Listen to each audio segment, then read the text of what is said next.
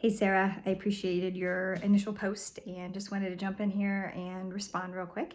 Funny enough, you and I both chose the same article as our supplemental reading for this week. So I was already familiar with the article and some of the examples you gave, but I especially liked how you emphasized the importance of boundaries, very clear set boundaries, especially when you are engaged in a dual relationship with a client. The example that you gave of a principal maybe asking a school counselor for some information on a student or their client in this case, especially when you are in like an urban setting. So it's like you're geographically isolated, so you're forced to take on a lot of dual roles in that situation, where having very clear boundaries and sticking to them would be very critical.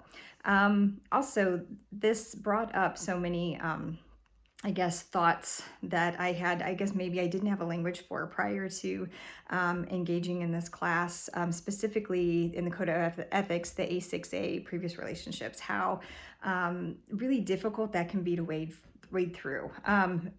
The example that really brought to mind was years ago, my son sought some counseling, and the counselor that we had sought out, we knew him very distantly. He had been a previous soccer coach of my son's years back, and but he was like a side coach, so we really didn't have like a super direct relationship at all with him.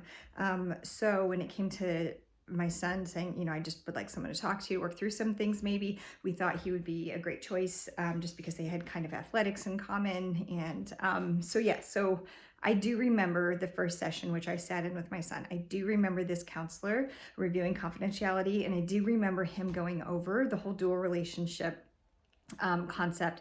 I do remember him saying like, well, this is fine with you and I, because even though I know you, it's very distant, and that's not going to affect my objectivity, and I'll still be able to counsel you, yada, yada, yada. So I didn't think anything of it at the time.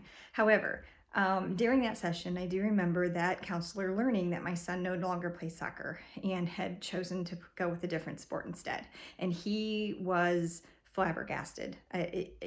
He just could not believe it. And I think we spent the rest of that session talking about soccer and why my son was no longer playing. And I kind of brushed it off like, all right, well, got that over with.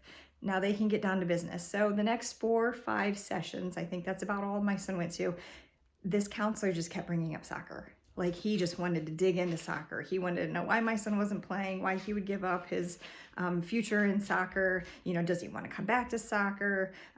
Could that be driving some of the current, challenges? I mean, and it wasn't at all. Totally unrelated. Soccer had nothing to do with why my son was there. And we were very clear about that. However, he just could not get off of the soccer thing. So obviously my son quit going. Not helpful at all. Kind of felt like we had just, thrown a lot of money away there.